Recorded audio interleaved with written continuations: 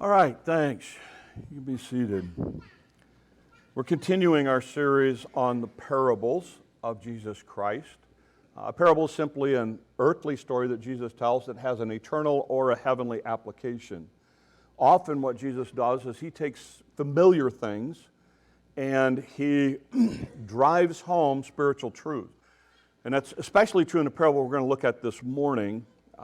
It's known as the parable of the pounds.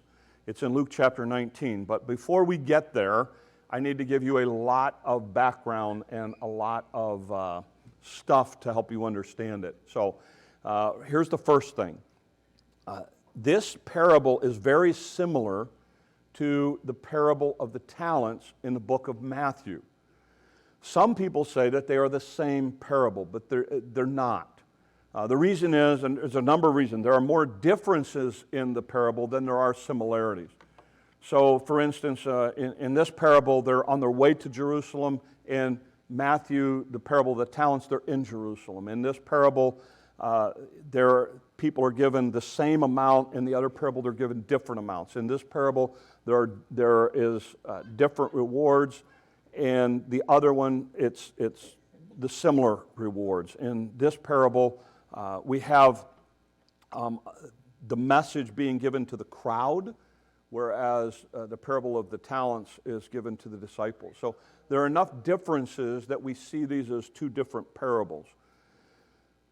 You also need to understand a little bit of history when we come to this parable. So let me give you just a quick historical lesson here, because this parable has roots in a historical event. When Jesus is born, we have Herod the Great in charge. And you know how ruthless Herod was. Well, Herod dies. Jesus is probably about 3 years old or so, and Herod dies. And there's a big conflict about who's going to take over now. And there's some debate about who exactly was supposed to take over. Some say at the last minute, Herod changed his will and things like that. So there's some differeces regarding it. But there is a young son, Archelaus, decides that he wants to take over. So what Archelaus does is he takes over and he starts ruling in Herod's place. Now, the problem was that Rome hadn't approved it yet. So he wants to make a name for himself, much like his dad did. So at one point, he actually goes to Jerusalem at Passover time and kills 3,000 Jews. He then has to make his way to Rome to get Caesar's approval on his ruling there in this area. So as he does that, he heads up to get Herod's approval. Well, because of what he had done in Jerusalem, the people in Jerusalem send a delegation all the way up to Rome. And they say, we don't want him as a ruler. You put him in as a ruler, there's going to be trouble. So now Caesar's in a conundrum on what he does. Because not only did they rile up the Jewish people at Jerusalem, but the Jewish people that were at Rome got riled up. And so Caesar's kind of in this hard place. So what Caesar does is he says, I'll tell you what, here's what I want to do. You can go back, but you're not going to be king. You've got to earn the right to be the king. So he goes back and he sets up a little palace area in Jericho. And he never gains the trust of the people. So he never becomes king. But he has enough power, enough authority from Rome that what he does do is he finds out all the people who were against him and he slaughters them. Because that's just the way things happened back then. Now, all of that had happened 30 years before this story. But when we get to this story in Luke 19, as Jesus is telling this parable, everybody in the area knows this story. Because we are literally just a few miles maybe from his palace there in Jericho. So with that in mind, let's read the story. And the NIV uses the word mina. King James uses the word pound. Here's what you need to know. It was about 3 months' wages. Okay? So whatever you make month, multiply it times 3. That's how much money we're talking about, okay? So here's what he said. While they were listening to this, he went on to tell them a parable. What has happened just before this is the story of Zacchaeus and the tree. And it says Jesus came to seek and to save that which is lost. And so that's what happened. So that's the group. And he said, he went on to tell them a parable because he was near Jerusalem and the people thought the kingdom of God was going to appear at once. So he said, a man of noble birth went to a distant country to have himself appointed as king and then to return. So he called 10 of his servants and he gave them 10 minas or 10 pounds. Put this money to work, he said, until I come back. So he calls 10 guys up and says, here's a pound apiece, go to work. But the subject hated him. Oh, wait a minute, did I go too far? Oh, no, okay, yeah. Put this money to work until I come back. Wait a minute, is that right? Yes, okay. Hang on, my head's already where I'm going. So, but his subjects hated him, and they sent a delegation after him to say, we don't want this man to be our king. He was made king, however, and he returned home. Then he sent for his servants to whom he had given money in order to find out what they had gained with it. The first one came and said, sir, your pound has earned 10 more. Well done, my good servant, his master replied. Because you've been trustworthy in a very small matter, take charge of 10 cities. The second came to him and said, sir, your pound, your mina has earned 5 more. And the master said, you take charge of 5 cities. Then another servant came, and he said, sir, here's your mina, your pound. I've kept it laid away in a piece of cloth. I was afraid of you, because you are a hard man. You take out what you did not put in, and you reap what you did not sow. In other words, you steal from people.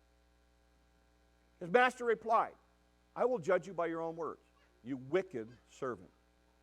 You knew, did you, that I am a hard man, taking out what I did not put in, and reaping what I did not sow? Why didn't you put my money on deposit? So when I came back, I could have collected it with interest. Then he said to those standing by, take his pound away from him and give it to the one who has 10. Sir, they said, he already has 10. He replied, I tell you that to everyone who has, more will be given. But for the one that has nothing, even that which they had will be taken away. But those enemies of mine who did not want me to be king over them, bring them here and kill them in front of me. So, you understand now why I said you got to know a little bit of history to get the story in context? Everyone that heard this story would have connected it to the previous, to the story. So Jesus tells this, but he adds some things to it that were different from the actual historical record. So as you look through it, he starts first of all with a nobleman. We know that the other ruler was, any of Herod's family were not known as noble people. But he talks about the idea that this man was noble. And what he does is he calls in 10 servants, and he gives them each a pound apiece. And he basically says, here's a pound, I'm going to go away, go to work with it. Do something with it. And I'm gone. And so he goes away. He tries to get the king thing. A group comes up and says, we don't want him to be our king. We don't like this guy. And so then what happens is the last one came. It's interesting. The last servant, we know 3 of the 10 servants. Okay, we know 3 of them. We don't know about the other 7, but we know these 3. And so what happens is the king's servants, basically the king says, okay, look, this guy comes in, and it's interesting because the text says, and another servant. It's an interesting word because it has the idea that this guy is really different from the other guys. And it's interesting because Jesus, the king calls him a wicked servant. So there's some debate among Bible scholars whether or not this is a person who's a Christian. Okay, because of that. In this story, he becomes the focus. Actually, 7 verses are devoted just to him. And he basically says, what'd you do with your, and he says, I hid it. I was afraid. You're a mean ruler. And I was afraid of what you were going to do. So I wanted to make sure that at the end of the time, I gave it back to you. And he's condemned for that. He's actually condemned for the idea because it was this idea that I wasn't going to do anything with it. And that's really the heart of the story. He didn't do anything with it. He was told, take this and do the king's business. And it's interesting because the guys who took risk were rewarded. But the guy who played it safe, who didn't do anything with it, he's condemned. So as you look at this story, and it's interesting because one of the things that it says is he was judged by his own words. He said, all right, you think I'm a harsh guy? I'll show you how harsh I'm going to be. And it's fascinating. Who does he give it to? The guy who had 10. Now, you want a political commentary on socialism? Okay? And we'll talk about that because it does have some impact on our culture as well. So let's talk about it, make sure we understand the passage before we get to the application of it. The context of this whole thing is Jesus is about ready to go to Jerusalem to go to the Passion Week on the week of the cross. We're within a month, a couple of weeks of the cross. What has happened is these people have followed Jesus and they think that Jesus is going to march into Jerusalem and he's going to start his kingdom. That's the whole idea behind Palm Sunday. They're praising him. They think he's going to rule. He's going to overthrow Rome. We're going to be free of Roman oppression. We're going to be able to, the Jewish kingdom, and this is the new king. And they are thinking it's going to happen right away. And Jesus tells this parable because he wants them to understand a few things. In a minute, in a short time, I'm going to a different kingdom, guys. And at that kingdom, I'm going to be declared king.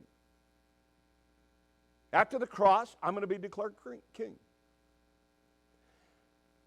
And at some point, I'm going to come back. And when I come back, there's going to be an accounting. And for those who have done what I have asked them to do, they'll be rewarded. And for those that haven't, they won't. And for those who oppose me, they will be punished. And he's, in essence, giving us a synopsis, if you will, of the kingdom is not going to happen, guys, in the next couple of weeks. The kingdom's a ways off.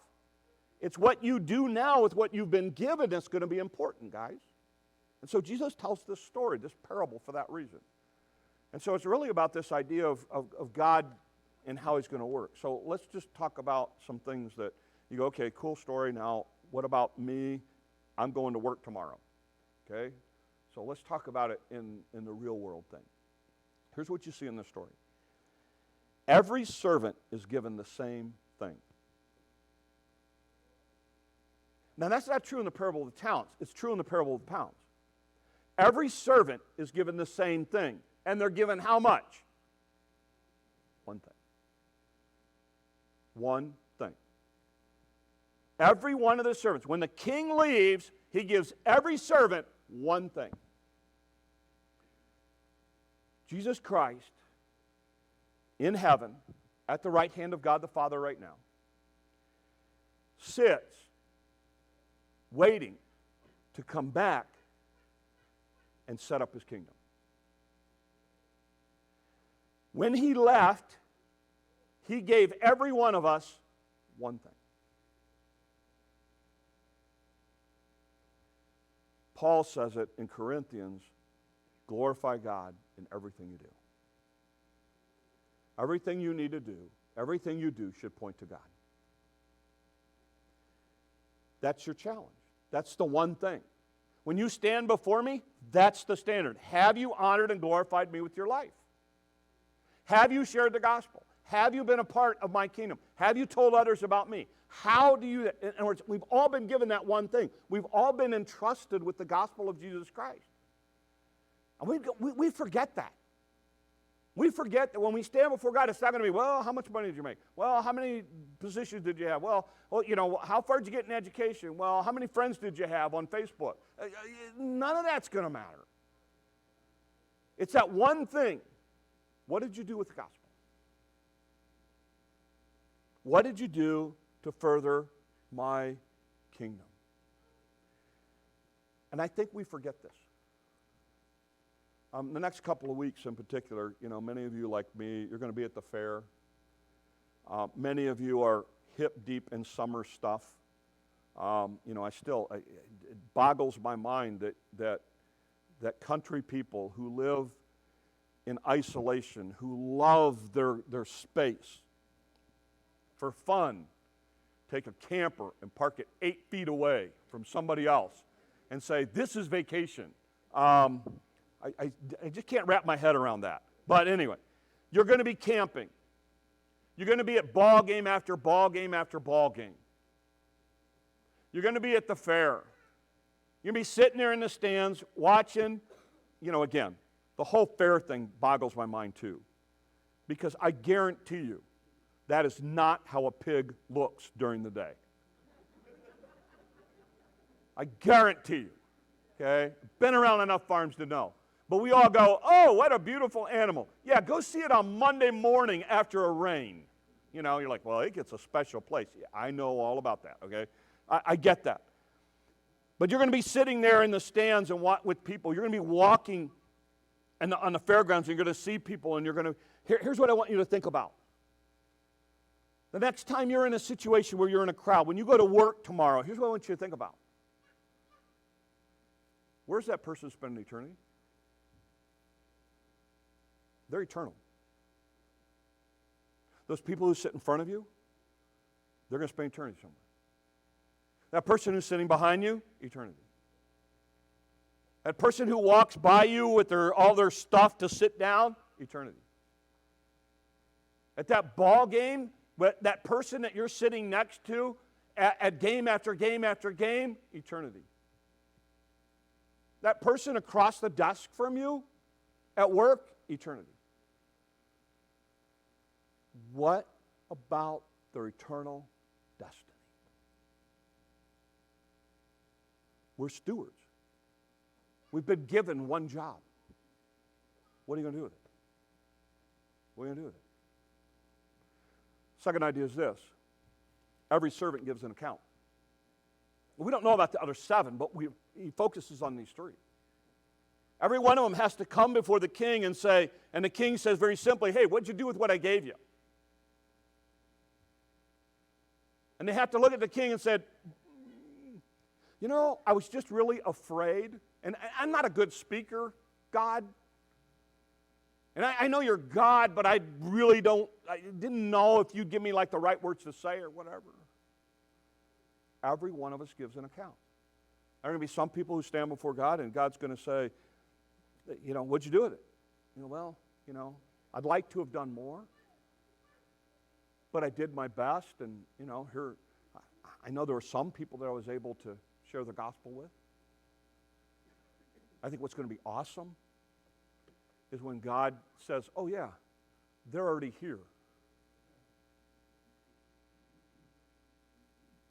Yeah, but they told me no, they didn't want anything to do with it. Yeah, but you don't know what they did in the last moments of your life. By the way, you can go say hi to them.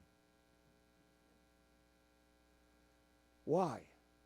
Because what we've got to realize is that every servant gives an account, and we will give an account.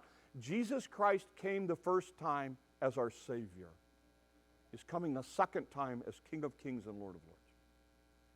And there's going to be an accounting. You say, well, are you saying that, what I do gets me into heaven? No. We're not talking about salvation. We're talking about what you did with your salvation. We're talking about whether or not you made an impact, whether you left a legacy, whether you were a testimony at work, whether people know about your Jesus because of the way you lived your life. That's what we're talking about. And I want to challenge you with this because we are going to give an account. And here's the thing that I think is amazing in this story. It's a conundrum to me, but here's the amazing thing in this story. Not only do you give an account, but you're rewarded, and the rewards are disproportionate to that which you were given in the first place. In other words, he's given 3 months' salary. He comes back, and 3 times 10 is 30 months divided by 12 is, 2.5 years, something like that, a little over that. He's given 3 months' salary. He makes 30 months' salary, and the king looks at him and says, that's awesome return on investment. Hey, now you're in charge of 10 cities. It would be like you and me. It would be like me giving you $1 and saying, here's $1. I want you to go out and invest it for me. When you come back and you go, hey, you know what? Thanks for giving me the $1. Here's $10 back. And I'd look at you and say, awesome. I got 10 businesses I want you to run. That's the analogy. It's that overwhelming. The other guy comes back and he goes, hey, I got 5 pounds. He goes, great, I got 5 cities for you to take over. And the one guy comes, hey, I didn't do anything with it. Here it is. You know what's crazy about the story? He takes the 1 and he gives it to the guy with 10. And it's so odd because even the people who are listening to this story stop him and say, wait. Why the guy with 10? The guy with 10 now is going to have 11, and the other guy's only got 5. And Jesus gives us an incredible principle here to explain to us that when you can when you can turn 1 into 10, what can you do with 11? Instead of what can you do with 1 who can only turn it into 5? And the crazy thing is, the person who worked the hardest, who invested it the wisest, who made all of the smart decisions, he's given more. Why? Because we know he can handle it. And we know he can do a good job. You know, people in leadership will tell you this. You know who you get? If you want to get something done, you know who you find? A busy person. Because if they can handle all of their stuff, add another thing to it, they'll be able to handle it too. And unfortunately, it's true. And often this is what you see in Christianity, is God starts to see somebody using what he's been given to them, and he starts to add more to their plate because they are so incredible with what they've been given. And that's an important principle for us to understand. And for those of you who are in this culture, you know, we're crossing this bridge in society where we really are heading towards this socialist mindset where everything should be equal. One thing you see in the teaching of Jesus is that's not true. You're going to see it in the parable of the talents. You're going to see it in other parables and teachings of Jesus. And it's as simple, this idea is too much is given, much is required. It's this idea that God will honor those that honor him. God will continue to add to those who he knows can handle it. And you see it over and over again. And in our culture, it's this idea of everybody's going to be equal. We don't realize what that does to a society. You got people running around right now talking about this minimum wage going to $15 an hour. You know what nobody's talking about?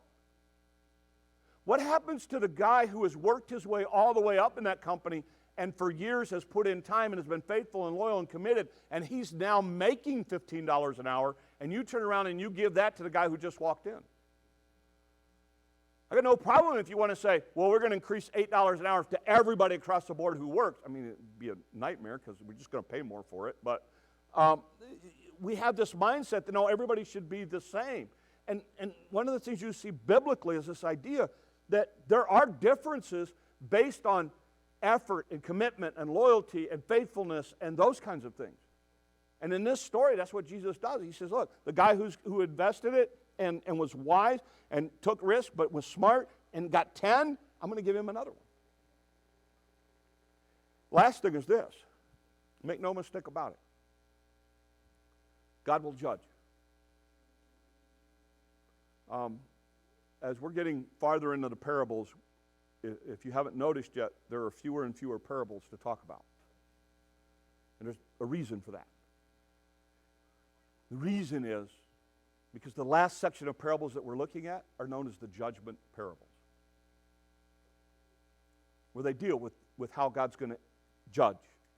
And you start to see a glimpse of it here, where Jesus says, look, you need to understand, those who reject me, in this story, bring them in and slaughter them in front of me. That's some serious stuff. And in a story, you see three types of people. You see the people who rejected him, and God rejects them. You see the people who took what God gave them and were faithful, and God honors and rewards them. And then the third group is the people who God entrusted to, but they didn't do anything with it. My question is, what are you going to do with what God's given you? Do you see people this week as eternal souls? Because they are. And in some cases, you are the person who is closest to them to share God with them. God has put you in their life for those reasons. And I want to challenge you, because we don't talk about this. Nobody likes talking about this. They're like, well, Pastor, you know how hard it is to share your testimony? Yeah. Have you ever thought about my job? My job is a conversation killer in most situations. You know, what do you do? Oh, I'm a salesman. Somebody's all of a sudden, it's like a switch. We're talking and they go, well, what do you do? Well, I'm a pastor. They don't know what to say. They're afraid to say anything because they're used to swearing all the time, first of all, and then, so, and so then they just clam up, or then they start asking, well, I've got this theological question that I want to ask. It's like, oh, no. Let's talk motorcycles. I got a strike against me the second they find out what I do. Whereas you've got an opportunity to be a real person in front of them who has struggles like they do, who's working sometimes the same job that they have, and side by side with them, you have an opportunity to say, you know what? Look, I'm far from having my act all together. But I can tell you this.